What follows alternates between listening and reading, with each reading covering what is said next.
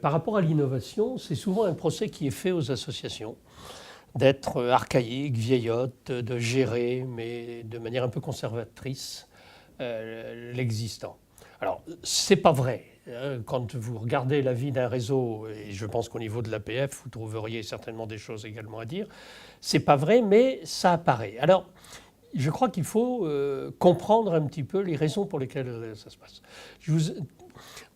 On interdit aux associations de faire des excédents. C'est comme si on leur interdisait d'investir. Elles sont totalement dépendantes de la bonne volonté de fondations ou des pouvoirs publics qui veulent bien leur permettre de grandir.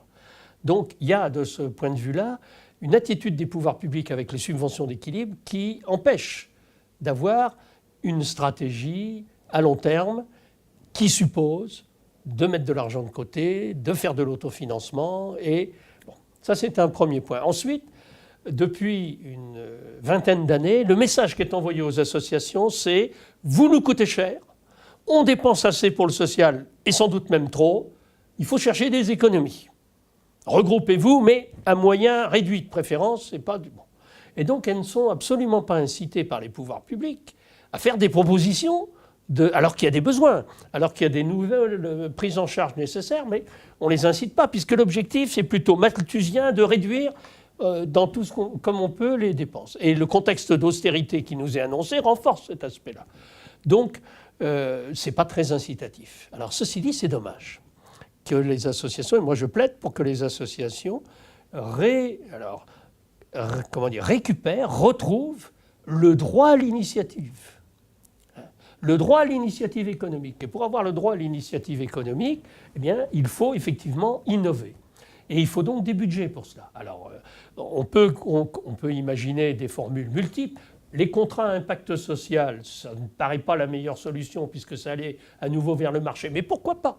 Essayons. S'il y a des règles précises, ça peut être une voie pour dégager des financements privés qui seront remboursés par les pouvoirs publics si les pouvoirs publics font une économie après. Donc les pouvoirs publics ne prennent pas de risques, les associations ont accès à un mode de financement, donc il faut maintenant trouver l'innovation ou ce qui pourrait être fait, qui est intéressant. L'innovation est nécessaire parce qu'on n'est pas certain de bien répondre aujourd'hui aux besoins. Les personnes en situation de handicap aujourd'hui, les jeunes en voie d'insertion aujourd'hui, ils n'ont pas du tout les mêmes souhaits, les mêmes aspirations, ils ne sont pas nés dans le même contexte que ceux d'il y a 30 ans. Et donc, ils attendent de nouvelles formes d'accompagnement. Et donc, si on n'innove pas, on risque de rester ou d'être de plus en plus en décalage. Et alors, c'est d'autant plus dangereux que si à côté, les financements européens ou les financements des fonds d'innovation vont que vers les start-up, que vers les entreprises sociales, on va avoir dans quelques années un secteur de start-up qui sera plus en phase avec les besoins des personnes en difficulté, et un secteur associatif qui s'occupera des cas les plus lourds, des situations pour lesquelles on n'a pas bien de réponse ou des cas trop compliqués et qui ne correspondront plus vraiment aux attentes et aux aspirations profondes des personnes. Et donc c'est le projet associatif lui-même et la qualité de sa réalisation qui est menacée s'il n'y a pas d'innovation. Et donc il faut véritablement regagner des marges d'innovation.